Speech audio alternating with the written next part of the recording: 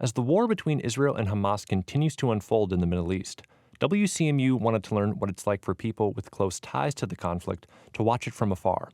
Ariel and Iris Mehler both grew up in Israel and have been together since they were 13 years old, and both served in the Israeli Defense Force. They recently moved their family to Midland, and during this conversation, we talk about what their family in Israel is seeing, how this war has changed their view of their home country, and why they're sympathetic to the Palestinian people amid the humanitarian crisis in Gaza. Iris, I want to get started with how you've been processing the atrocities that were committed against the Israeli people a week and a half ago. Processing is a big word considering what happened there. This is beyond a horror movie. It's beyond anything I think anyone could have imagined for a terrorist attack. This is something that to me it's like pure evil. I usually try to keep my children in the know about current affairs, but I find myself not even able to show them the Biden speech because it includes some descriptions of those horrific acts against humanity that were committed in Israel against civilians. How can you even process babies being kidnapped, women being raped and paraded with their pants covered in blood in the streets of Gaza? These are things that I couldn't ever imagine. People beheading children, murdering children in front of the parents and parents in front of the children. These are things that we cannot accept, as humanity. This is something that should never, ever happen, not in a situation of war or not in any other situation. And when we see a terrorist organization like that, I think my only thought is that we have to eradicate an organization that can commit crimes like that. Last weekend was, and the first early part of last week was tough. There was just more and more news coming out, and it was a lot of just snowballing stories in the magnitude of what happened last weekend in Israel. I think since then, it's been. Now it's already, we've had a week and a half or 12 days to be in processing mode, and it's still very hard for me to be far away from family and seeing what's going on in Israel. But I think it's becoming more, I can take a look at it and then I can get back and sort of it's not taking over my whole day at this point, which it was earlier in last week. Mm-hmm. You have your parents are there as well as your various other family members. You've told me that they're safe. How often are you keeping in touch with them, and what are they telling you that they're seeing? Yeah, I'm in touch with them mostly daily at this point. Sometimes a couple of times a day, sometimes once. They're very, I think Israel is, the society there is sort of like split between people who are kind of hunkering down, sort of, so to speak, psychologically or so, and those that are kind of going out and trying to do something. I think my parents are a little bit more on the hunkering down side of things. So just they're, it's again, a lot of disbelief, a lot of, not understanding how this whole thing happened and could happen. Israelis as a whole, they're always watching the news, they're always listening to the news. So there's a lot of that they're just sitting and watching the news and in close contact with other family members. Mm-hmm. My sister and her family live in Tel Aviv. So most of the last week and a half, my sister and her boys have been with my parents sort of in a suburb, which is in theory a little bit safer, not as much targeted as Tel Aviv is. Mm-hmm. So they're just there. They're trying to kind of get through the day. I think the kids are coming back to starting school in virtual environments. I haven't seen exactly when they're starting, but there's a lot of talk of that restarting and trying to continue a semblance of life there. Tell me a little bit about one of your family members being called out of the reserves and in to serve in the Israeli Defense Force. Yeah, so my father is in Israel. My brother and his family, he has 3 young daughters, are in Israel. And my sister-in-law and her parents are in Israel. And they are all kind of constantly under missile attacks from Gaza. People, I think, in Michigan, in the United States, don't understand how tiny Israel is. And people, no matter if you live on the south and the north or in the center of Israel, Jerusalem or Tel Aviv, you are under attack. And the amount of, I guess, emotional stamina that I see from my family members and the rest of the Israeli community is just something that I personally feel proud about, because they are resilient in light of all of those rocket attacks. And in addition, my sister-in-law just had a baby a month ago, and her husband was drafted to reserves right now because of the war. And she's home alone with the 3 children. She ended up moving to be with my parents-in-law, because it's really hard to run to a public bomb shelter in the building where she lives in Tel Aviv, alone with 3 young children, so the baby and the 2 younger boys. So I salute them for, being, brave and staying in Israel. We offered them a couple of times to maybe come to the United States and be with us so they can be safer and feel safer. But the general notion is that in Israel is that if you can be of good use to the community, you should stay and you should support the soldiers that are now protecting the borders. And if you can be an asset to the community and maybe volunteer and collect food for the people that had to be evacuated from their homes, and to support the families that are grieving their losses. And we have many, many families like that. Everyone knows someone who has been affected directly by these events. There's such a big magnitude of people that were kidnapped and killed and got injured that it affects the whole kind of Israeli community. It's just very sad. How has this changed your view of Israel?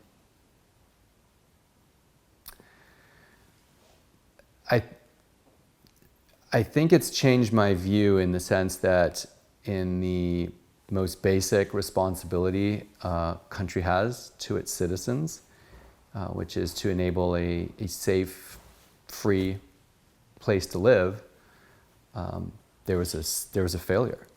And that's, I think, the basic responsibility of any country.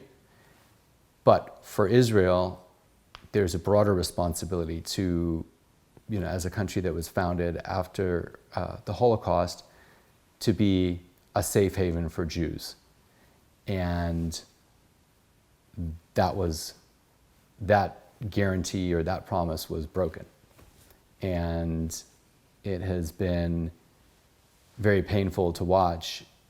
Obviously, the amount of deaths and people impacted directly, but there's more than that. There's been a lot of demonstrations against the government over this past year, and it's been clear that the government has been spending their time and their efforts on not taking care of the country as a whole and society and the people living in Israel. And that's very disappointing and hard to see. I think that we are kind of 3rd generation to the Holocaust. Our generation's grandparents were the ones that kind of escaped the Nazis and made it to the safety, so to speak, of Israel. And the hope and the thought is always that Israel is where Jews can be safe. And that Saturday of October 7th proved maybe the opposite, that even in Israel, Jews can't be safe. And the images and videos and some horrific scenes that came out of, normal towns in Israel, people just wanting to live in peace, hiding in their bomb shelters from the rocket attacks, being burned alive in their bomb shelters, being kidnapped and killed in the most horrific possible ways. It just kind of shattered maybe the sense that no matter what happens in the world, we can always escape to Israel. It's just very, very sad. And I think that people in Israel are now feeling that their own personal safety and feeling that home is a safe place, and our bomb shelters that each family has in their house or in their building, they're no longer a safe place anymore. It kind of creates really like a trauma for the entire population. You mentioned to me that you are sympathetic to the worsening humanitarian crisis for the people of Gaza. I believe your wife said you find it easy to be Jewish, yet be sympathetic to this.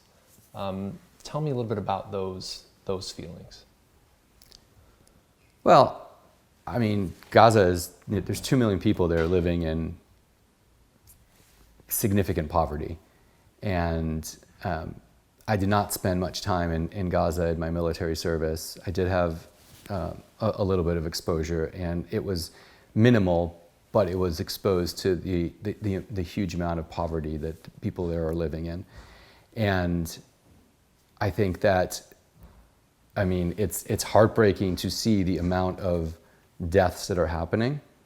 And in a more, I don't know, just from a higher cognitive level from my perspective, it's just difficult to see how much time and money Hamas has been putting into fighting Israel and creating, you know, their military, so to speak, apparatus, and not trying to help their own people. And there is not enough money or no money spent on infrastructure and no money spent on education. The only thing that they're doing is spending money on, and I'm talking about Hamas, not about the Palestinian people. They spend their money on generating hate to Israel and to Jews and fighting them. And my heart goes out to the Palestinian people that are living there without, you know, Hamas leadership in any sort of danger, and just being used, as I see it.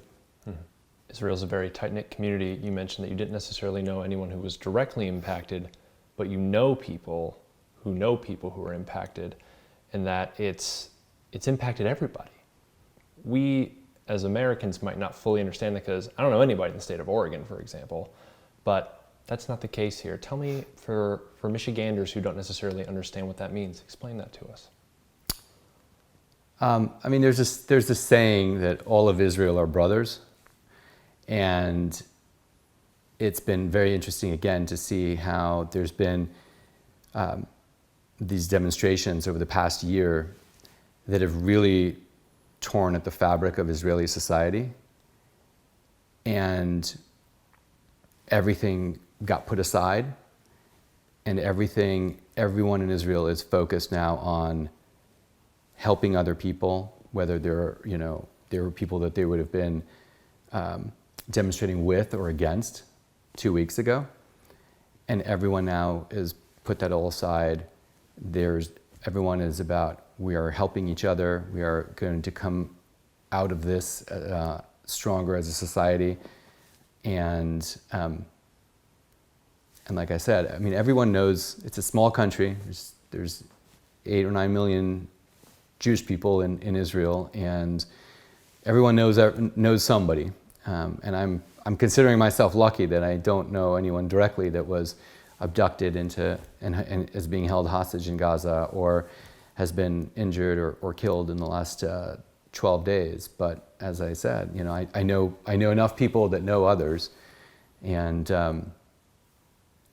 there's a very tight-knit sense that if an Israeli is harmed in this way, it affects everyone. Explain your view of the everyday Palestinian. Well, first of all, for us, it's been like a lifelong story, right? Growing up in Israel and knowing what Palestinians go through. I so wish that all the money that was streamed into the Gaza Strip would have been used for education, to promote the infrastructure, to create better life for the Palestinians. The Palestinians are almost trapped in this poverty because Hamas is trying to push forward an agenda that is so dangerous, not only for the world, but also for the people of Gaza. I believe that every person, every Palestinian as well, wants to have a happy, prosperous life and to live in peace. And it's just the cynical use of people in the Gaza Strip by Hamas is just heartbreaking. I think that we have, I know people that live in Gaza. My parents had a construction company in Israel, and we had people that worked in the company from Gaza. And I sometimes wonder, now that I'm an adult, what is going on with them? How are they affected by not just this war, but any other operation that Israel takes in Gaza and that affects the civilians there? War is not a good thing, every side loses. At the end of the day, it's the moms that have to kind of cry about their husbands and their children, and there must be a better solution, to any situation. But this time around, Israel has to protect its borders and the civilians, because what else can you do, if your citizens are attacked in such a brutal way? You mentioned a minute ago that you've maybe censored part of, the president's speech of describing the atrocities, but how are you speaking to your children about this, to explain to them what's going on in their home country? Well, we shared with the children kind of what their cousins are going through. So one of their cousins, for example, counted on the first day of the attacks on Israel that they ran to the bomb shelter 17 times. So we explained to them what it means and how the sirens are, sounding like the tornado sirens here, and what does it mean to run to the bomb shelter. My kids have seen pictures of myself and my siblings during the war, in the Gulf War, and how we had to run to the bomb shelters and put those gas masks because everybody thought that Saddam Hussein would have biological or chemical missile heads. And they know a little bit of my experiences. And I grew up, my parents always liked to say that we used to play this game, like that we would scream at each other, rockets, and we would run as kids and hide underneath the tables. It's as if there's a missile attack, even on days of peace. But this was our childhood. It was a part of how we grew up, that, our fathers are being called to reserves. And I narrate those stories to my children because they can digest that. I do not share what happened on October 7th in Israel. It's just too much. People here in Midland have been asking you for perspective, or asking you about this war. What are they asking you about, and what kind of perspective are you giving your neighbors here, your community? I think a lot of people are trying to understand kind of what's going on, and some understand more and some understand less. And, this is not something that just started 2 weeks ago. This has been, decades and longer in the works. There's, this conflict has been around for a long time, and there's no easy solutions on any side. Israel can't just go and, there's some people that say, oh, we just need to wipe Gaza off the face of the earth. That's not realistic. And Hamas is not going to destroy the state of Israel. That's not realistic. There's got to be something that comes out of this conflict, like many others before, that will bring a better situation and a better life for everyone involved. I also like to say, we lived in San Diego for a couple of years, and we knew. Obviously, we went across the border into Tijuana, into Mexico, and there's a lot of people living in Tijuana that come into San Diego. And I remember saying to people then, it's like, well, imagine, there'd be 100, 200, 500, 1,000 missiles fired on San Diego from Tijuana. What would happen after that, right? I mean, that's not something that anyone would say, oh, you know, we just need to kind of sit and just take quietly, right? So I think that sort of example hints a little bit at sort of the what's going on there. It's nowhere near kind of trying to explain it, but it gets people thinking a little bit about what does that actually mean to be in that kind of conflict. Mm-hmm. I think that people in Midland, first of all, I really appreciate the community feeling here. People do care, and I feel very supported by the Midland community, our neighbors and our friends here. They care a lot, and I am first of all grateful to be a part of this community. I feel that they wanted to know about our families and if our families, our immediate families, are affected. And I told them what Ariel just told you, that for us in Israel, if one Israeli is hurt, being kidnapped, or something like a terrorist attack happens in Israel, it affects all of us. This is a small community that is very tight, and it's sometimes hard for people to understand how and why everything is kind of interconnected. But this is how the Israeli society is, and I try to explain that. And I think usually it's news to other people that didn't grow up in Israel or have not spent a period of time in Israel. Thank you so much for speaking with me today.